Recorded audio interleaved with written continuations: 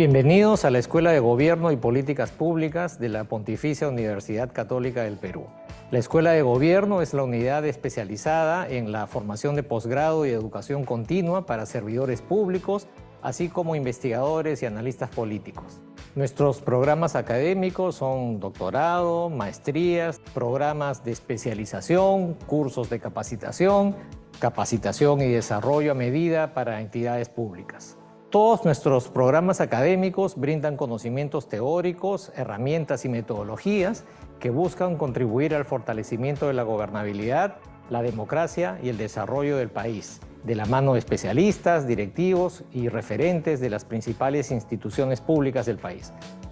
Bajo la metodología PUC, buscamos formar agentes de cambio que puedan generar valor público a la sociedad. Te invitamos a ver nuestras próximas convocatorias en el siguiente link. Vive la experiencia PUC. ¿Buscas especializarte en el sector público? ¿Buscas una propuesta académica que te brinde especialización en temas como salud, educación, planeamiento? A través de nuestros programas de especialización con 128 horas académicas, lograrás desarrollar a profundidad conceptos y habilidades en temas particulares como políticas de salud, políticas educativas regionales y locales, planeamiento estratégico, entre otros temas. Con la metodología y el respaldo de la exigencia PUC, lograrás comprender los conceptos teóricos, herramientas y metodologías que contribuyan a tu desarrollo profesional con una mirada estratégica, innovadora y orientada a resolver los principales problemas públicos. Y con ello lograr una efectiva gestión en la institución donde laboras. De la mano de los principales docentes especialistas en el sector, con cargos directivos en las principales entidades del Estado, te brindarán una guía y asesoría constante. Asimismo, participarás de charlas magistrales con ponentes nacionales e internacionales con amplia experiencia en el sector público. Nuestra plataforma de estudio Paideia y el uso del Zoom serán los soportes tecnológicos que te acompañarán a lo largo de todos tus estudios, donde podrás revisar tus materiales, recursos, grabaciones de clase y evaluaciones. Por último, la Escuela de Gobierno PUC reconoce a nuestros alumnos que sobresalen en sus estudios, otorgando un reconocimiento al mérito académico y exposición en nuestras plataformas digitales. Sé parte de la Escuela de Gobierno PUC. Estudia nuestros programas de especialización.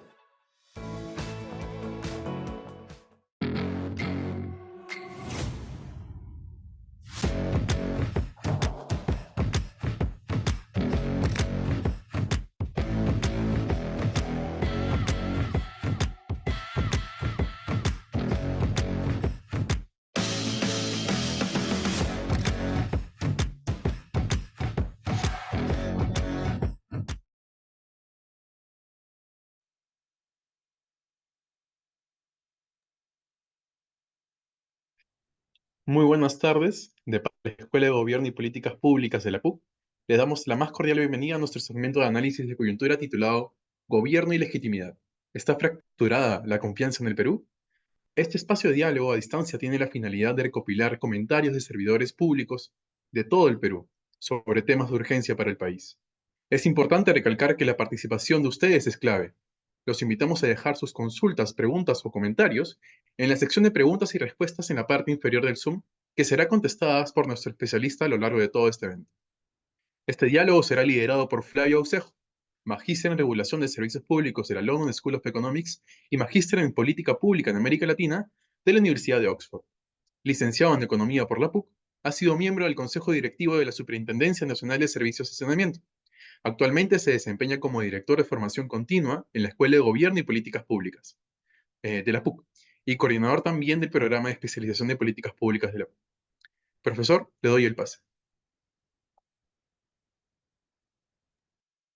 Gracias, Piero. Muy buenas tardes con todos y con todas, y bienvenidos a esta nueva edición del segmento Análisis y Coyuntura, un segmento preparado por la Escuela de Gobierno y Políticas Públicas de la PUC, que está cumpliendo 15 años y que tiene como propósito trabajar y discutir con quienes nos acompañan edición tras edición en este segmento, temas que están en la coyuntura de nuestro país.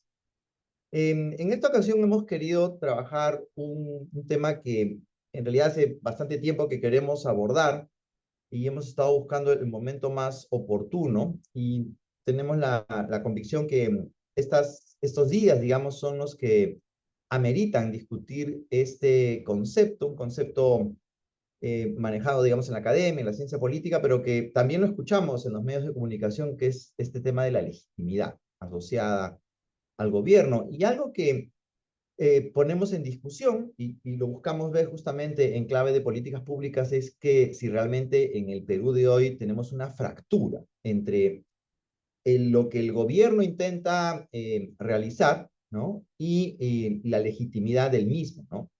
Podríamos hablar incluso de una discusión de la legitimidad entre el Estado, ¿no? Y este concepto de legitimidad, ¿no? Pero hemos querido concentrarnos en el gobierno, aunque también mucho tiene que ver el comportamiento del Congreso. Pero en esos últimos días, creo que el que está teniendo un rol protagónico en cuanto al vínculo con la legitimidad es el gobierno. En este caso, el gobierno de Dina Boluarte y los que están acompañándola en lo que se llama el alto gobierno, la presidencia del Consejo de Ministros y los ministros, ¿no? En particular, en la coyuntura que vivimos, el tema de inseguridad ciudadana, el ministro del Interior, ¿no? Entonces, en esta línea, queríamos poner varios elementos sobre la mesa para desarrollar este diálogo y esta discusión con quienes nos acompañan esta tarde. La siguiente. Cuando hablamos de legitimidad, lo primero que nos viene a la mente es ver cómo viene la aprobación de las principales autoridades del gobierno. Recuerden que el Estado es lo permanente, los gobiernos son los que pasan, ¿no?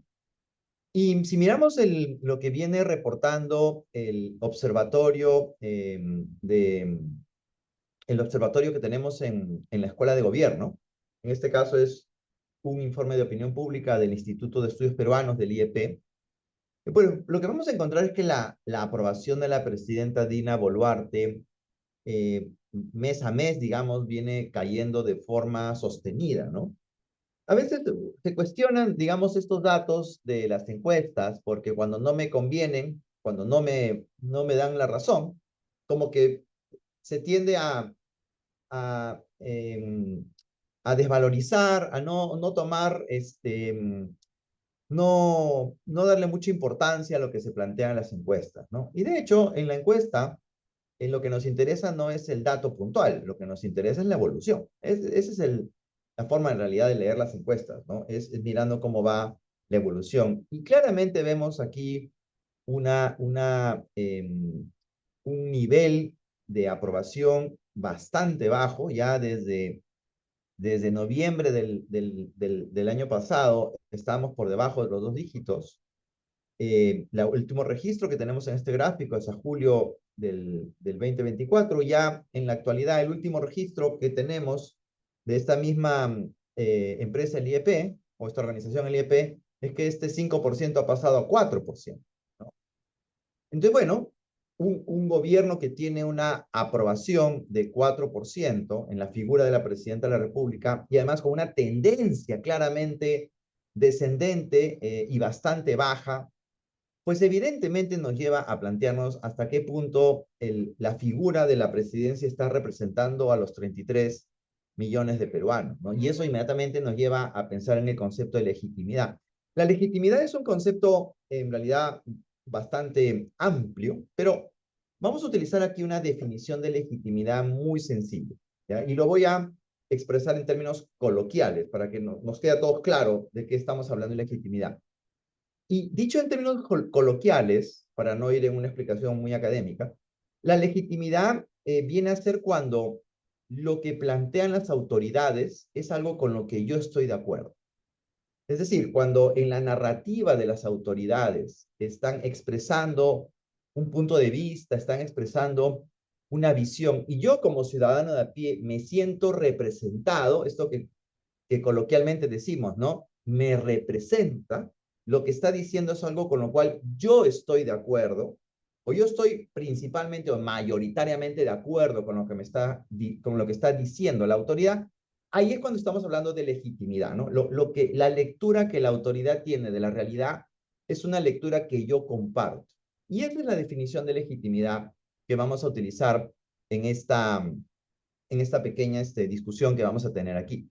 Entonces, evidentemente, tener 5%, lo que dice el gráfico, 4%, lo que dice la última lectura, claramente hay una disociación entre lo que los criterios para decir que aprobamos a la presidenta están planteados, ¿no? Están disociados de lo que la presidenta de alguna manera está señalando, afirmando, ¿no? Y hay varias señales que ilustran, ¿no? No podemos decir que sean anécdotas, sino son, cuando se empiezan a verse todas juntas, claramente ilustran este desalineamiento que hay entre lo que plantea el alto gobierno en la figura de la presidenta, sus ministros, y lo que la población plantea. Y de hecho esto se agudiza más la siguiente. Cuando ya lo vemos en términos de la confianza por instituciones o por organizaciones, ¿no? No es casual, digamos, que el que encabeza, digamos, la lista al 2023, el dato que tenemos del Observatorio para la Democracia y la Gobernabilidad de la Escuela de Gobierno, y encabeza la lista en donde no hay nadita de confianza, es los partidos políticos, ¿no? Porque claramente los actores en el Congreso y también finalmente los que son gobierno, que vienen de un partido político, no generan pues prácticamente nada de confianza o una muy alta desconfianza en la población, ¿no? Y seguido por el Congreso de la República, ¿no? También está un municipio, gobierno regional, pero quiero llamar la atención sobre el hecho que organizaciones como partidos políticos, Congreso de la República, son los que generan una casi nada o poca confianza, ¿no? También llamó su atención sobre un hecho que no es poca cosa, ¿no? Si ven ahí, en la Defensoría del Pueblo, también está en la línea de generar nada o poca confianza. Un dato que resulta siendo sintomático, ¿no? Es decir, es un síntoma del deterioro que tenemos actualmente en el país. Por muchos años, la Defensoría del Pueblo ha sido la organización que tenía los mayores, si no los más altos niveles de confianza, ¿no? Y el otro que tenía esos datos era RENIEC, ¿no? Tanto la Defensoría del Pueblo como RENIEC eran organizaciones que tenían un alto nivel de confianza. Y hoy día, miren cómo aparecen con un nivel de desconfianza. En el caso de la Defensoría, más del 60%. En el caso de la RENIEC, cerca del 50%. Señales del deterioro institucional que venimos experimentando en nuestro país ya desde hace bastantes años, ¿no? Y aquí las encuestas lo reflejan. La siguiente. Y cuando vamos a nivel de confianza de las instituciones en una secuencia, lo que hemos visto el 2023, ¿no? Cuando vemos la secuencia, vemos que claramente también está ocurriendo una situación, digamos, ¿cómo lo digo? Como que establecida una meseta, pero casi en 3/4 partes de los encuestados, en términos de nada o poca confianza, en términos de las instituciones en general, desde el año 2013, ¿no? No hemos tenido en realidad una situación donde haya altos niveles de confianza, valgan verdades, pero entre el 2013 y el 2016 estábamos por debajo del 70%, y este número se ha mantenido desde el 2017, cuando ocurre el cambio de gobierno, hasta la fecha, ¿no? Lo cual evidencia que en términos de institucionalidad, pues la población en general no le tiene mucha confianza a las instituciones que tenemos en el país, ¿no? Y esto se puede ver en elementos anecdóticos que de alguna manera son los que alimentan esta situación de desconfianza, como vamos a ver a continuación, donde vamos a poder observar una serie de clips que nos reflejan justamente esta desconexión que hay entre la población y el gobierno. Adelante. Presidenta, mis lágrimas han recorrido a nivel internacional para pedirle la presencia de usted, Presidenta. Pero también estamos generando bolsas de trabajo, porque el que delinque es porque no tiene un ingreso seguramente. Les decimos a ese grupo anarquista que quiere quebrar el Estado de Derecho, la democracia: no voy a renunciar, y aquí nos quedamos hasta el 2026 para seguir consiguiendo más logros para el Perú. Ante esta carencia de un plan para acabar con la criminalidad que está azotando día tras día, ¿No ha pensado en dar un paso al costado? Porque ¿cuántas personas más tienen que morir? El día de ayer ha sido un maestro, personas siguen muriendo a manos de la delincuencia. ¿No ha pensado en renunciar? Mire usted, si fuera posible garantizar que dando un paso al costado ya no va a morir nadie en el Perú, lo haría en este instante. En este instante lo haría. Sí. ¿No hay un plan, ministro? Por supuesto que hay un plan. ¿Cuál es el plan para acabar con la criminalidad? El plan que usted está viendo, caballero, todos los días actuando. Sí, sí, pero por supuesto. Pero eso no significa que no hay un plan. El plan está funcionando con centenares, si no miles de policías y efectivos del ejército en las calles. Estamos patrullando permanentemente, estamos desarrollando Amanecer Seguro, Retorno Seguro, Génesis, el GORES está operando, Inteligencia está trabajando. Ese es el plan. Que van a seguir habiendo fallecidos, vamos a seguir redoblando esfuerzos para que eso no ocurra. No, de ninguna manera, un plan no se improvisa. Aparte de ganar 41.000 soles, señor Velarde, ¿cuáles han sido las obligaciones legales o iniciativas de parte del BCR para buscar apoyar el empleo dentro de la población? Este conjunto, digamos, de clips, y ahí podemos tener varios más, hemos querido poner algunos más simplemente para ilustrar el punto, ¿no? Y algunas declaraciones, como la del ministro del Interior, que indica que para combatir la crisis de seguridad lo que se necesita es una marcha por la paz, ¿no? Bueno, evidentemente están mostrando, ¿no? Si uno los mira de forma aislada, podrían ser anécdotas, ¿ya? Pero si queremos hacer un análisis más científico, hay que mirarlos de manera agregada. Entonces, si uno hace un colectivo de los elementos que están en las distintas declaraciones que encontramos de las principales autoridades del gobierno, claramente podemos estructurar un discurso que no solamente esté evidenciando una situación de no legitimidad, en los términos que he definido, sino que además es un comportamiento que hasta resulta siendo desafiante, ¿no?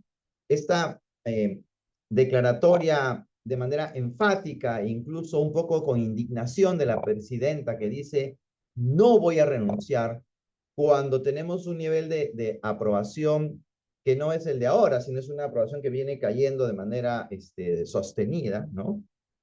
Si vemos algo ya, el tiempo nos ha ganado, digamos, ¿no? Porque es análisis de coyuntura, la coyuntura sigue, pero yo les invito a que vean hoy día, si ya no es que lo han visto, que vean en las noticias las declaraciones de la presidenta el día de hoy, que ha hecho una conferencia de prensa después de más de 100 días de no hablar con la prensa, y escuchen sus declaraciones en términos de lo que afirma y los gestos no verbales, ¿no? Claramente hay una posición bien desafiante que lo que podríamos hablar, si un experto en lenguaje no verbal hace el análisis, vemos una persona que está a la defensiva y de manera agresiva, ¿ya? Eso tiene un nombre. Eso se llama miedo. Cuando una persona empieza yo no lo digo yo, ya lo dicen todos los estudios de psicología. Cuando una persona empieza a comportarse de manera agresiva y de manera incluso hasta un poco prepotente y violenta, en realidad lo que está reflejando es miedo. Y todas estas declaraciones lo que están reflejando es justamente eso, miedo. Porque claramente hay una lectura en donde se dan cuenta que las decisiones que se están tomando son decisiones que están totalmente disociadas de la expectativa de la población.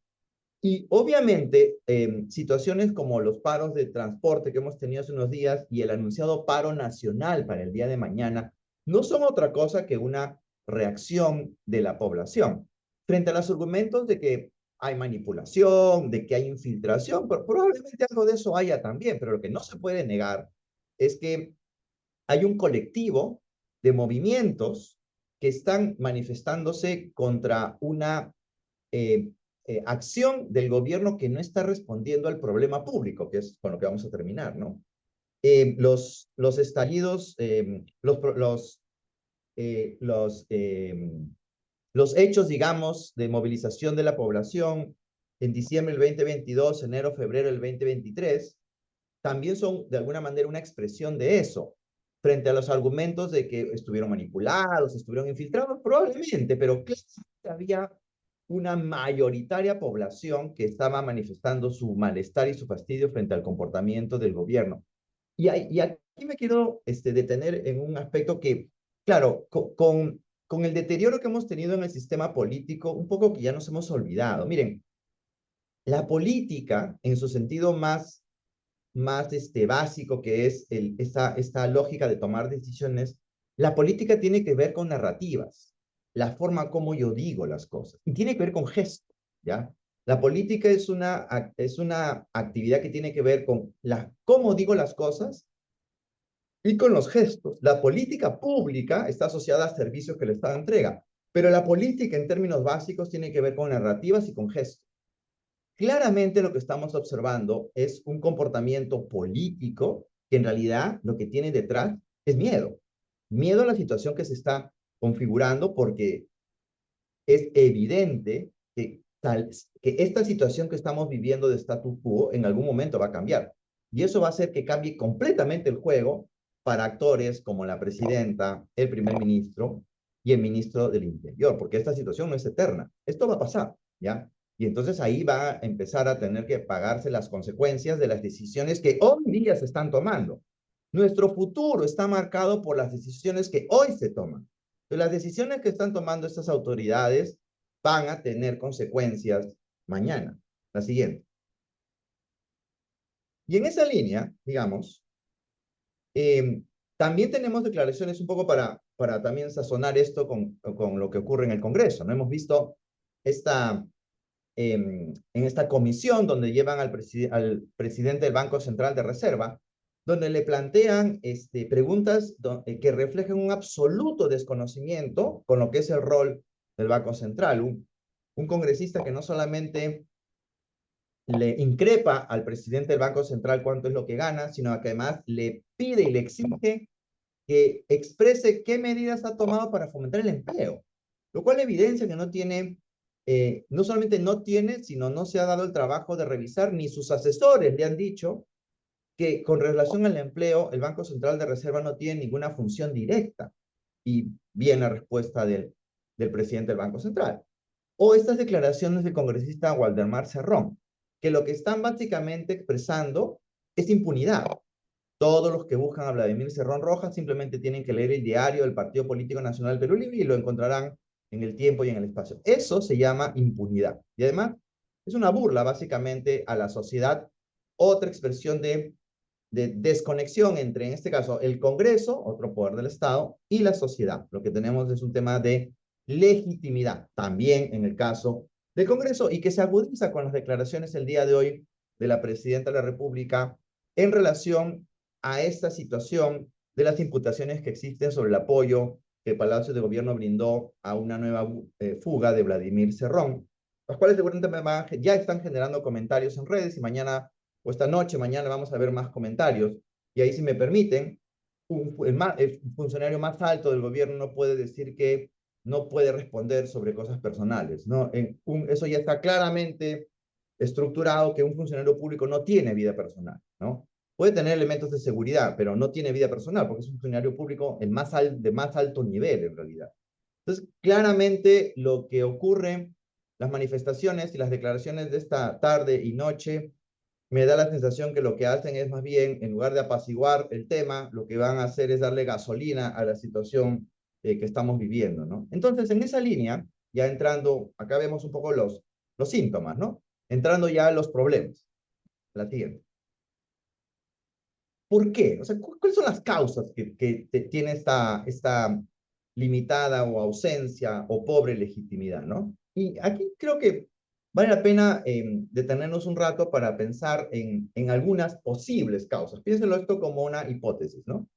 Por un lado, claramente tenemos una crisis del sistema de partidos, ¿no?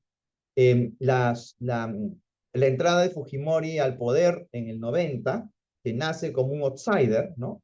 Criticando al sistema de partidos, es el inicio del fin del sistema de partido que conocíamos. Anterior no significa que funcionara, pero claramente el fujimorismo ha estado empecinado desde sus inicios en desmantelar el sistema de partidos, ¿no?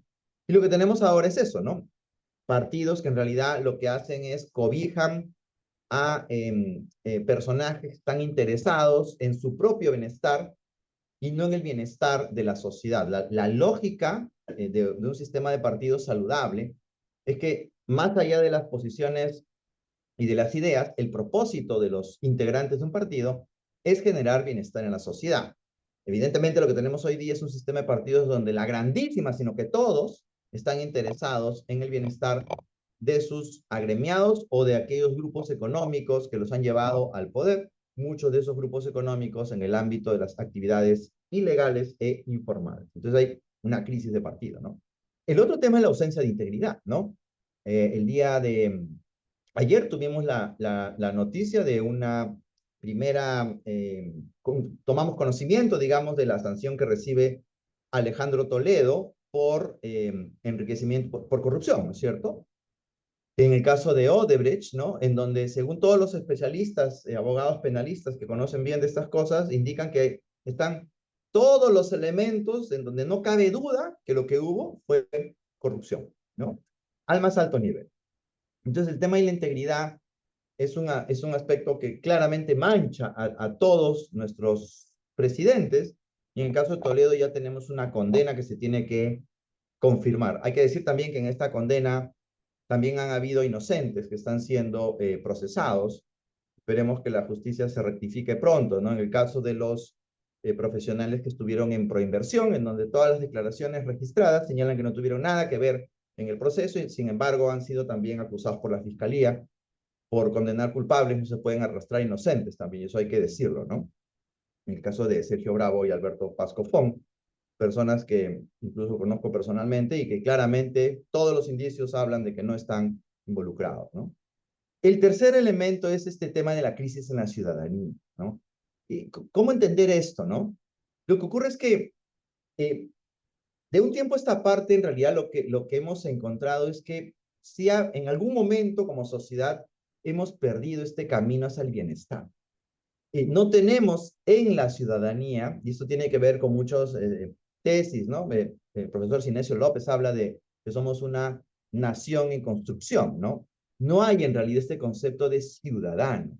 Un ciudadano que abraza el concepto de nación, un territorio donde hay una población que todos tienen un elemento en común. Este concepto de nación y una nación que está orientada hacia el bienestar de la sociedad, ese concepto de ciudadanía hacia el bienestar está en crisis, ¿no?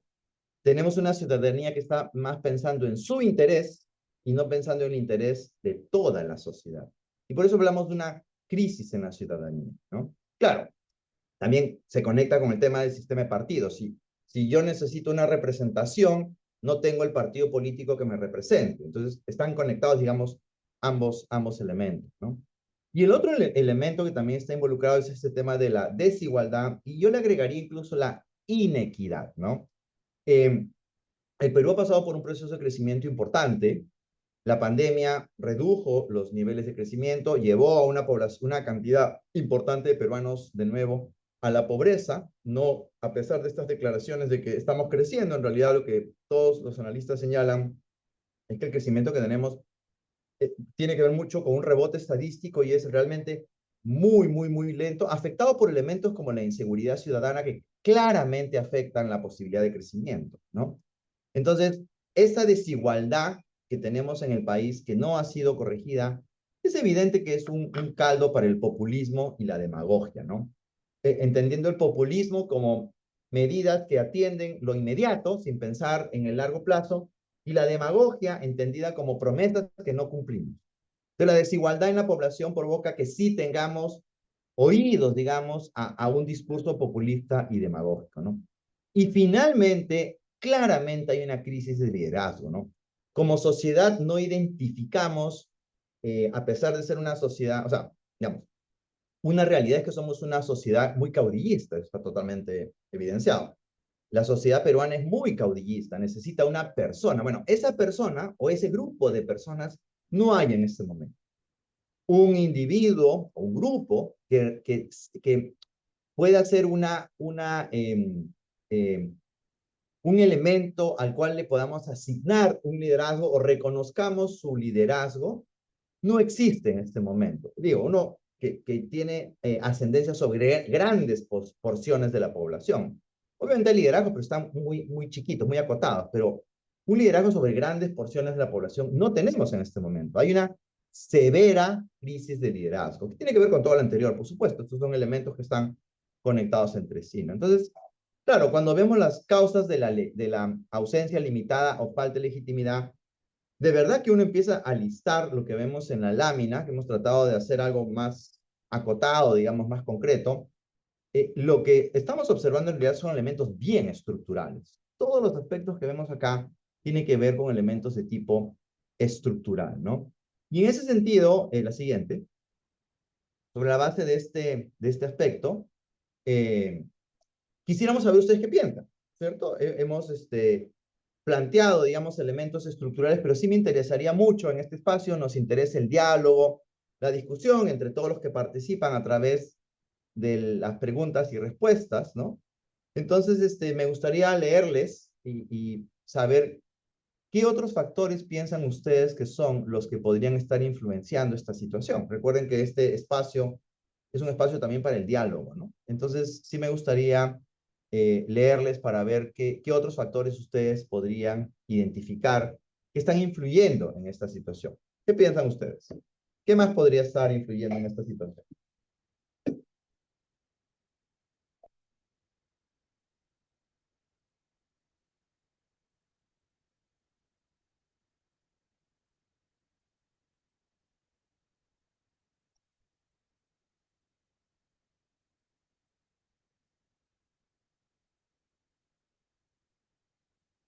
Ana Ibarra nos dice un elemento que efectivamente también es muy relevante, ¿no?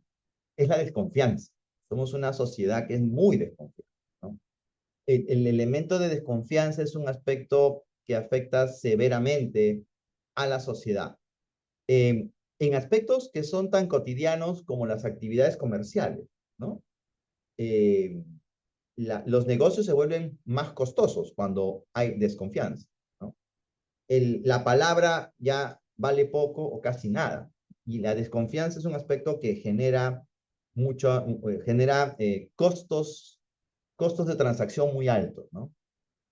Como dice Ronald también, Panebra, tenemos pues un problema de integridad, ¿no? La corrupción es el síntoma.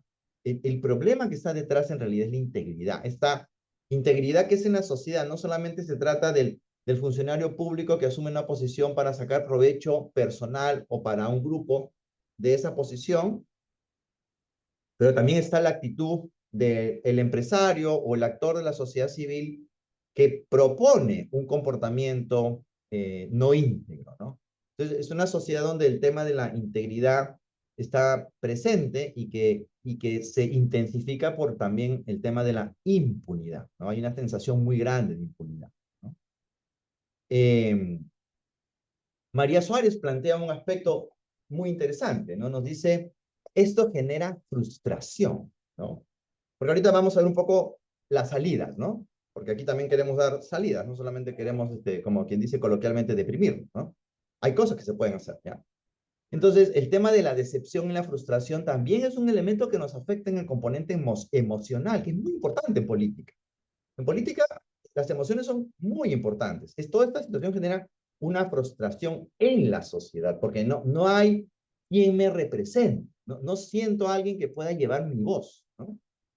Y claro, como dice Rafael Espinosa, todo este escenario que provoca que tengamos selección de funcionarios que no es sobre bases ni meritocráticas ni íntegras o probos, ¿no? Si la designación de funcionarios no sigue meritocracia, poner a las personas que saben y además íntegras, que van a comportarse de manera correcta, estamos en problemas, ¿no? Como dice Alejandro Aranda, en realidad sí, efectivamente, esta fractura, que es el término que hemos utilizado, es evidente que parte importante de esa fractura es por el tema de integridad, ¿no? Hay cosas que se pueden hacer, un poco reaccionando a lo que plantea Jorge Hurtado, ¿no? Y es un poco lo que vamos a ver en la próxima sección, ¿no? Interesantísimo lo que plantea Gladys Victoria Silva, ¿no? Este sentido patriótico, ¿no? Voy a decirlo de esta manera, este sentido republicano.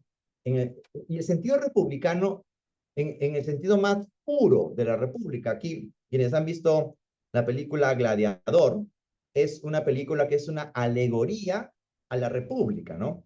En donde el sacrificio de una persona es por el bienestar de todos. Aquí no estamos hablando de un sacrificio real, físico. En realidad, de lo que estamos hablando es el sacrificio del ego, ¿ya? Porque lo que está detrás de todo esto es que hay muchos ciudadanos, personajes, que quieren figurar, pero este afán de figuración, por lo menos es la impresión que tengo, no es un afán de figuración por lograr sacar adelante al país, sino es un afán de figuración por la figuración. Entonces, el sentido patriótico republicano, que tiene que ver con la cultura, por supuesto, pasa por un tema de mi sacrificio, en el sentido de dejo atrás mi ego, ¿ya? Es por el bienestar de la sociedad.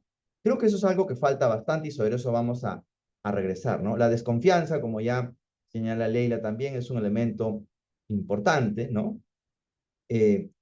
Sí, Marco Córdoba plantea un aspecto en el cual coincido también, ¿no? Es que hay un tema con el sistema de representación, en el sistema político, ¿no? Que tiene que ver con los partidos, el sistema electoral y el sistema de gobierno. Hay un problema de esa naturaleza y como dice Jonathan, el tema de la mediocridad, ¿no? Hay un tema de mediocridad muy fuerte, ¿no? Gabriela García menciona el tema de los caudillos. También hay que ser conscientes que hay cosas que tenemos que de alguna manera aceptar, ¿no? O gestionar, si queremos verlo así, ¿no? Sí, hay un tema de valores, pero somos sociedades las sociedades latinoamericanas son bien caudillistas, ¿no? Entonces, de alguna u otra manera los liderazgos llaman a tener personajes que asumen una responsabilidad, están a la cabeza, digamos, de estas cosas, ¿no? Entonces, el tema del caudillismo es un tema bastante importante, ¿no? Y claro, regresando a este tema de los egos, ¿no? Hay más de 40 personajes que postulan en el 2026. Tiene que ver un poco con este asunto de buscar el protagonismo, ¿no? No hay un espíritu republicano patriótico, ¿no? Entonces, bueno, muchísimas gracias por sus comentarios. Siempre este es un espacio que cada vez suscita más interés y es extremadamente valioso este tema, ¿no? Jorge Hurtado dice, en otros tiempos hace rato que yo hubiera habido un golpe de Estado. Sí, pues, pero son estos tiempos, ¿no? Y en realidad las Fuerzas Armadas entendieron que las salidas violentistas en realidad después pasan factura, ¿no? Son de condiciones muy distintas a las que vivíamos hace 20 años o 40 años, ¿no? Por ahí no va la cosa, ¿no? Bueno, ¿qué hacemos? Porque ya vimos ya todas estas situaciones, hemos postulado algunas causas, la pregunta es, ¿y ahora qué? ¿Qué cosas podemos hacer? Bueno, aquí hay algunas ideas, la siguiente. A ver, miren, vamos a verlo, casi lo que quiero plantear aquí es como descarte, ¿ya? Primero, vamos por la representación en el Congreso. Es evidente que los distintos partidos presentes en el Congreso y los congresistas, con poquitísimas excepciones, pero los congresistas en su gran mayoría, lo que están haciendo es jugando un partido que va en su propio beneficio, ¿cierto? O de aquellos a los que representan. Y no están representando a las grandes mayorías, están representando a grupos de interés, muchos de ellos ilegales, informales, ¿no?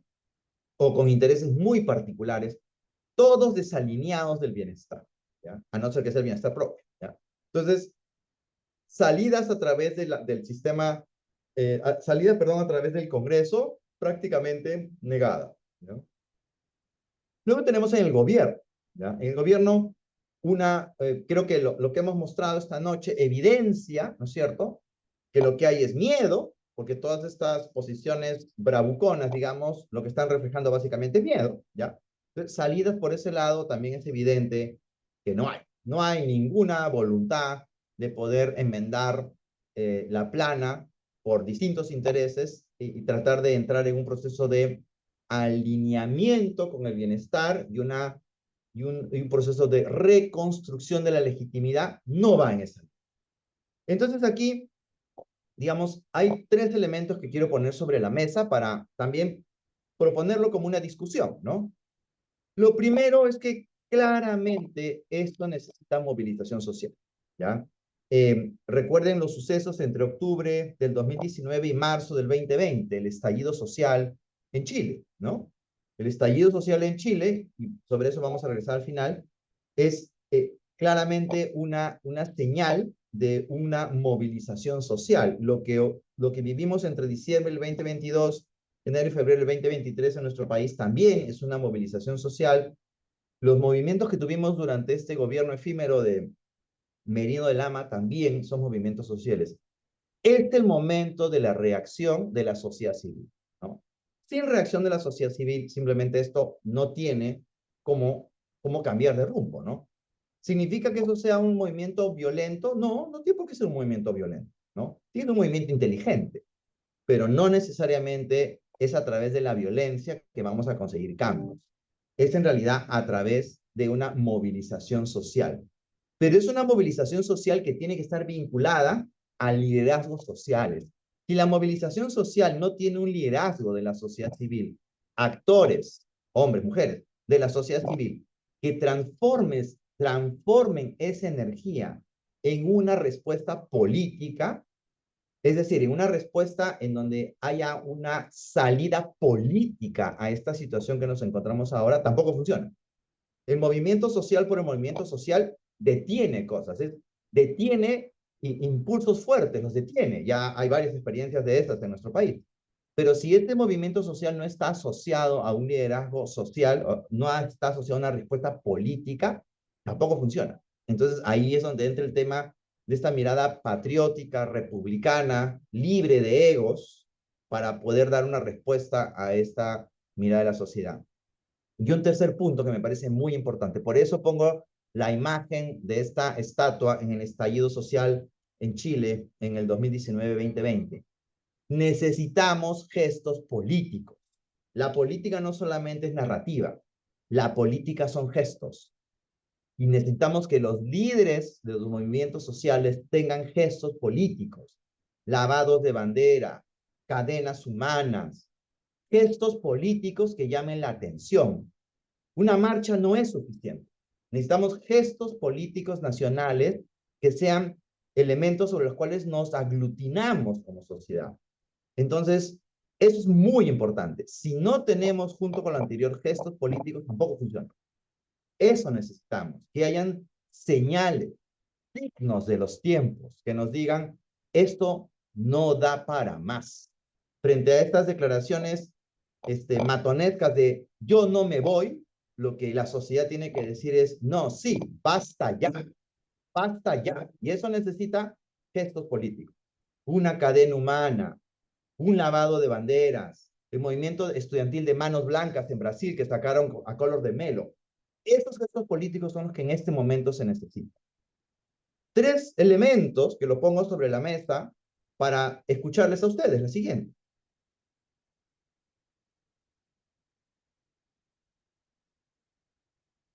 ¿Qué más puede ser? ¿Cuál creen ustedes que podría ser un gesto político? Hay que darle idea a los que están armando y movilizando a la población, hay que darle ideas. Y desde este pequeño espacio queremos darles ideas, en colaboración con ustedes.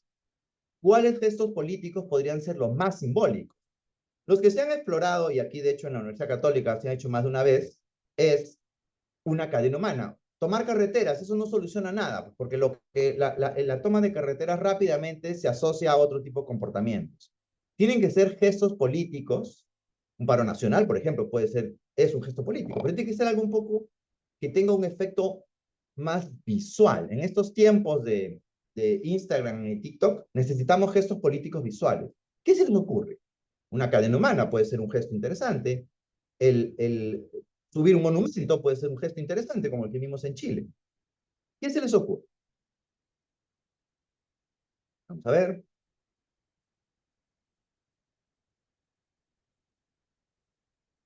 Por ejemplo, Gabriela dice una cosa interesante, ¿no? Marchar con las ollas vacías, los niños enfermos, representar la inseguridad. Interesante. Acuérdense, durante Merino de Lama, lo que sonó fue el golpe de las ollas, ¿no? En la noche. ¿Qué otro gesto político se les ocurre? Cadenas humanas, las ollas que se golpean con cucharones en las ventanas. El gesto de las ollas es bien interesante porque ahí cualquier persona puede participar. Tú, yo, no importa dónde esté, salgo y lo golpeo a mi olla. Eso funciona. Las cadenas humanas también funcionan a nivel nacional. Miren a la población alrededor de una plaza, alrededor de la ciudad. También funciona mucho el tema de las cadenas humanas. ¿Qué otro gesto político se les ocurre?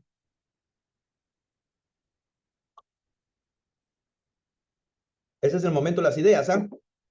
Así que, ¿qué se les ocurre?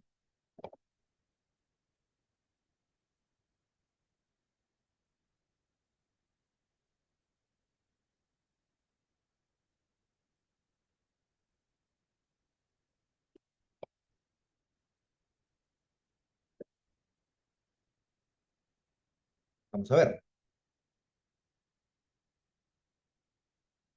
Redes sociales, sí, también las redes sociales funcionan, pero necesitamos algo más visual, algo que se vea. Las ollas comunes. El cacerolazo, ¿no? El cacerolazo es algo que puede tener un efecto importante, ¿no? Carteles con los bosques en llamas, ¿no? Eso también es interesante. María Suárez, una marcha con silbatos y pancartas, también. Ah, es interesante. Una marcha vestidos de negro, en luto por las víctimas del sur. Interesante, ¿no? Imagínense una marcha grande de miles de personas, todas de negro, ¿no? Con banderas de negro también, ¿no? A ver, Edgar dice, bueno, sí, pues, ¿no? El tema de los actores políticos actuales, ¿no? Las posiciones, el ego, pues, ¿no? Ahí el problema es el ego en realidad, ¿no? Los sicuris, ¿no? Las palmas, también o marchar de negro o marchar de rojo, ¿no? La sangre derramada. Roger Caguana dice, los debates en universidades. Sí, sí, eso ayuda, por supuesto, pero necesitamos algo más visual, ¿no? Cacerolazos, vender la banda presidencial, una subasta con la banda presidencial, ¿no? O también marchar de blanco, más que de rojo, de negro, ¿no? Banderas negras en los autos. Promover eventos, ¿no? Marcha con diferentes piñatas con las caras de los personajes corruptos, ¿no? Rifas de congresistas. Pero eso de las marchas con alguna vestimenta me parece que tiene un efecto interesante, ¿no? Creo que blanco o negro pueden ser, el negro me parece más significativo, ¿no? Porque estamos de luto por la sociedad en realidad, ¿no? Y por el tema de la inseguridad ciudadana. Puede ser también una posición interesante. La cosa es que lo que se necesitan aquí son gestos políticos, aspectos que nos pueden reunir. Pero si ese gesto político que viene de la movilización social no va acompañado de liderazgos políticos, también como que se queda un poco, no se permita de materializar, ¿no? Entonces, ya para concluir, como siempre, la pregunta es, ¿cuál es el problema público? ¿Qué es lo que estamos intentando resolver? ¿Cuál es el problema de fondo? La siguiente. Y aquí creo que es bastante obvio, ¿ya? Que el problema de fondo tiene que ver con este tema de la representación, ¿no? Ya sabemos, ya para quienes siguen este segmento, hay tres formas de plantear el problema público, ¿no? Las tres son correctas, ¿no? Una forma de plantearlo es como un limitado ejercicio del derecho a una adecuada representación política. ¿Qué duda cabe, no? Creo que todos los 120 que estamos aquí en la sala, es evidente que nuestro ejercicio del derecho a una adecuada representación política está absolutamente limitado, ¿no? La representación que tenemos no es la que queremos. Sí, profesor, pero como sociedad votamos por eso. Sí, pues votamos y nos equivocamos como sociedad. Claramente metimos la pata hasta el fondo al momento de votar, ¿no? Entonces, no tenemos una representación adecuada, ¿no? Segundo, la vulnerabilidad de la democracia, ¿no? Sí, tenemos una democracia que está bajo ataque y en este momento está en una situación de absoluta vulnerabilidad. Lo que ha ocurrido ayer con el Tribunal Constitucional, que no vota alineado con el Congreso, podría ser una golondrina del verano, ¿no? Pero claramente tenemos un problema de vulnerabilidad de democracia. Y también otra forma de verlo es el tema de legitimidad. La legitimidad se mide. Existe un índice de legitimidad. y claramente lo tenemos en este momento en una situación bastante baja, ¿no?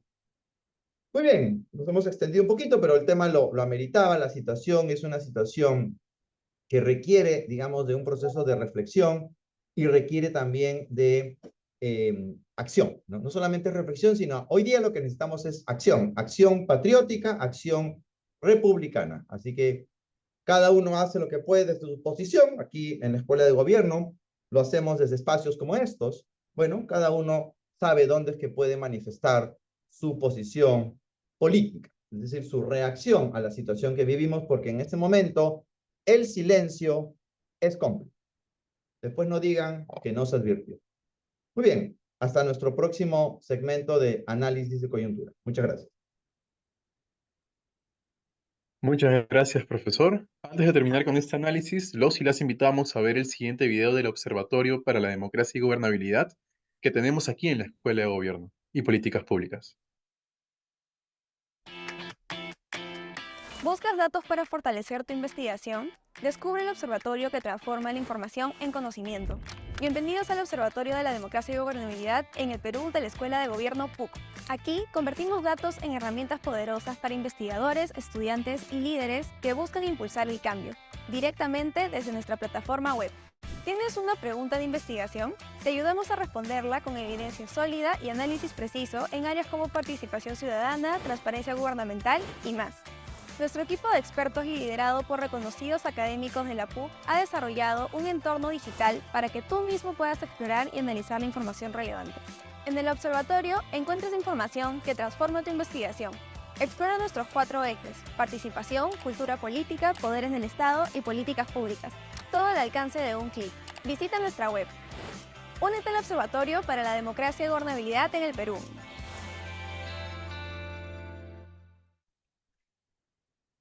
Listo. Muchas gracias a todos los y las esperamos en el siguiente análisis de coyuntura. Buenas noches.